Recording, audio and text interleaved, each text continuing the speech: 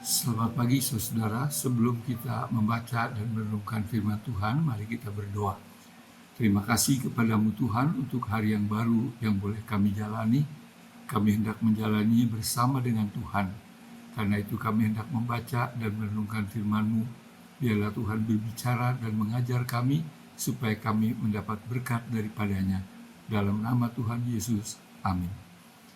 Saudara, pembacaan firman Tuhan untuk hari ini diambil dari Yesaya pasal yang ke-45 ayat 20 sampai dengan 25. Tetapi saya hanya akan membacakan Yesaya 45 ayat 21b dan 22 yang mengatakan demikian.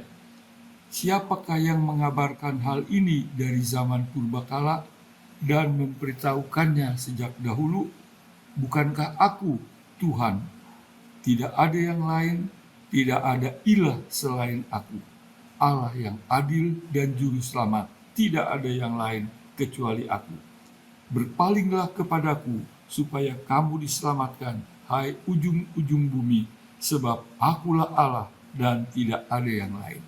Saya ulangi sebagian yang mengatakan, tidak ada yang lain, tidak ada ilah selain aku, Allah yang adil dan juru selamat, tidak ada yang lain kecuali aku.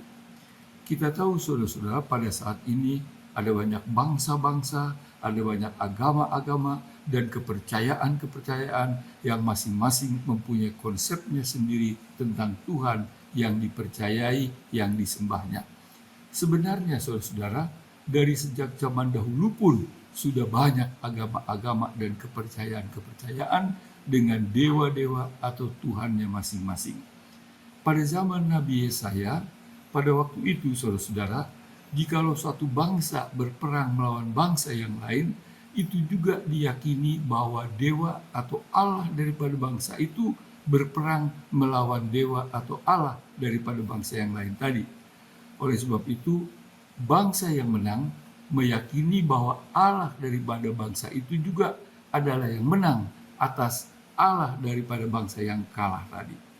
Nah, di tengah-tengah kepercayaan manusia banyak dewa-dewa, banyak Tuhan-Tuhan, firman Tuhan tadi mengatakan kepada kita, tidak ada yang lain, tidak ada ilah selain aku, Allah yang adil dan juru selamat, tidak ada yang lain kecuali aku. Di sini mau dikatakan bahwa hanya ada satu Allah, yaitu Allah yang benar atau yang benar-benar Allah, dan tidak ada yang lain. Dialah Allah yang menjadikan langit dan bumi, Allah daripada bangsa-bangsa, daripada semua manusia di dunia. Hanya dialah satu-satunya Allah.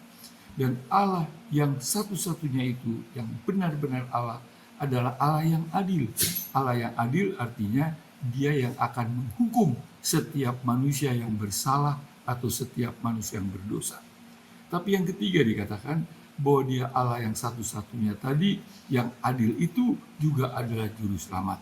Nah, dalam kedudukannya sebagai juru selamat, maka Dia telah datang ke dunia untuk mencari dan menyelamatkan orang yang berdosa, orang yang bersalah, orang yang telah mendapat hukuman daripada Allah yang adil tadi. Dan itu dilakukan oleh Kristus dalam kematiannya di atas kayu salib, yang menanggung hukuman manusia atau menanggung hukuman dosa manusia. Nah, saudara-saudara, inilah dikatakan yang harus diberitakan kepada semua bangsa, yang harus diberitakan semua manusia sampai ke ujung-ujung bumi, supaya semua manusia, semua bangsa tahu bahwa hanya ada satu Tuhan, yaitu Tuhan yang benar, yang benar-benar Tuhan, yang menjadikan langit dan bumi, Tuhan daripada manusia, daripada bangsa-bangsa, yang adil, yang menghukum orang yang berdosa, tetapi yang juga adalah juru selamat, yang bersedia menanggung hukuman dosa manusia, karena Dia adalah juru selamat demi untuk keselamatan manusia.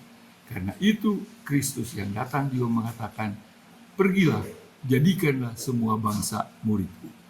Itulah yang disampaikan dalam pembacaan firman Tuhan kita pada pagi hari ini. Tuhan memberkati. Kita berdoa saudara. Terima kasih kepadamu Tuhan untuk firman-Mu.